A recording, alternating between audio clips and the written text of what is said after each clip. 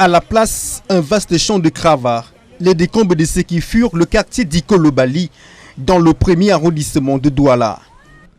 Il ne reste plus que des ruines après le passage des bulldozers qui ont terrassé des centaines de maisons, laissant les familles dans les mois de tristesse. Biyik vivait ici depuis des décennies. Aujourd'hui, il dort à la belle étoile.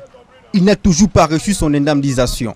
J'aurais suivi quand même que le promoteur est en train de donner les frais de loyer pour 1 an et les frais de logistique de transport, mais la moitié. Donc ce matin déjà, le délégué du MINPAT m'a fait comprendre que ça ne passe plus. D'où j'ai installé ma tente là pour continuer à manifester la désolation. Pour sauver leurs meubles, les autres victimes sollicitent le soutien de leurs amis. On a essayé avec nos amis, on a essayé de trouver des endroits là où on va déposer un truc. On va tout quand même pas encombrer les gens qui ne nous attendaient pas.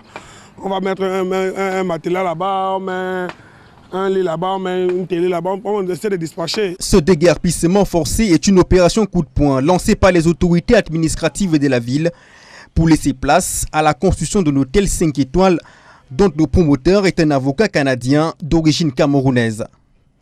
Cependant, le décret d'expropriation signé par le président de la République en 2019 a toujours été contesté par les autochtones meurtris. Dans la liste d'indemnisation, la rubrique des titres fonciers, il n'y a aucun titre foncier des autochtones qui sont là. À 80%, cette parcelle de 2 hectares est immatriculée, où se trouvent les plus vieux titres fonciers de ce pays.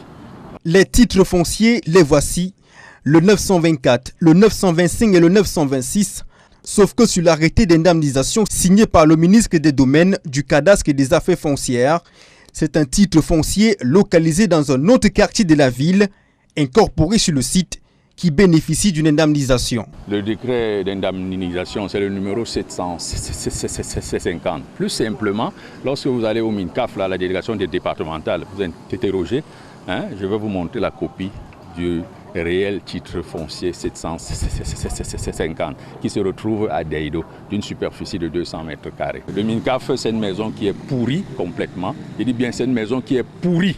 Voilà. Un décret présidentiel, un arrêté ministériel, des documents administratifs qui se confrontent, suscitant un doute dans ce litige foncier.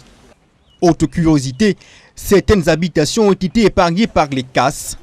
Le site est désormais bondi de ferrailleurs qui efface toutes les traces de l'existence du village d'Ikolobali, déjà spolié par le passage de la route et des rails il y a plusieurs années.